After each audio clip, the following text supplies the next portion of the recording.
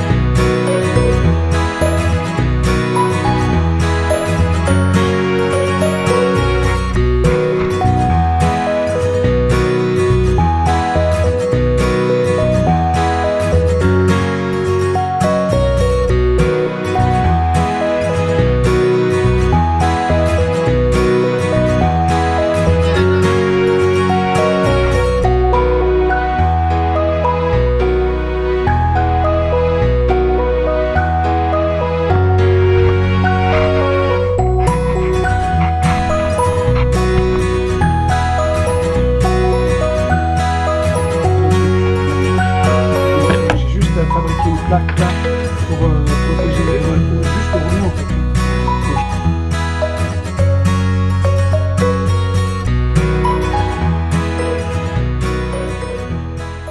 On a la chance d'avoir quelques ânes à la maison, 2, qui sont Michel et West, qui sont justement 2 ânes avec qui on s'est pas mal baladé déjà, et on s'est dit que en fait le voyage avec eux, en fait, ça amène quelque chose surtout. D'une, là, ils aura utilité pour transporter le spectacle, donc ça c'est quelque chose aussi qui est assez chouette, c'est que c'est pas juste de l'apparat, c'est vraiment eux qui tirent le spectacle, tout le décor. Et aussi parce que c'est des super passeports quand on arrive dans les villages, justement il y a le lien avec le spectacle, mais justement ça attire tout de suite l'œil et les rencontres qui se provoquent à travers la rencontre des ânes en fait sont assez rigolotes et permettent justement de créer de l'échange, du lien, et c'est un peu ce qu'on cherche à faire autour du spectacle, des moments d'apéro, des moments de radio, c'est de pouvoir créer du lien entre les uns et les autres dans la vallée. Voilà. Et les ânes, on va dire, c'est des bons passeports. Presque des outils de rencontre, mais parce que nous, on n'est pas forcément toujours très doués à la rencontre, même si on y essaye. Et eux, ils ont une liberté qu'on n'a pas, une aisance qui fait que quand tu arrives dans un village avec les ânes, voilà, autant les enfants, ils viennent voir ce qui se passe. On a déjà eu des cas de personnes âgées qui pleuraient carrément parce qu'en fait, ils n'avaient pas vu d'ânes dans leur village depuis super longtemps. Même si c'est vrai qu'aujourd'hui, il y en a pas mal un peu partout, mais des gens qui voyagent vraiment... avec les ânes, ouais, ça amène quelque chose de fort. Puis tu as les jeunes qui disent c'est quoi ton truc, qu'est-ce que tu fous là avec ça. Et nous justement c'est un prétexte de plus justement pour créer un moment de rencontre, par exemple, c'est-à-dire que ce soit juste comme ça dans la rue ou après en fait là l'idée c'est de les avoir aussi autour de nous du spectacle et de vraiment partout où on les laisse pas au pré, mais vraiment qu'ils soient aussi c'est des entités à part entière quoi et chacun a son caractère. Et c'est ça aussi qui est rigolo.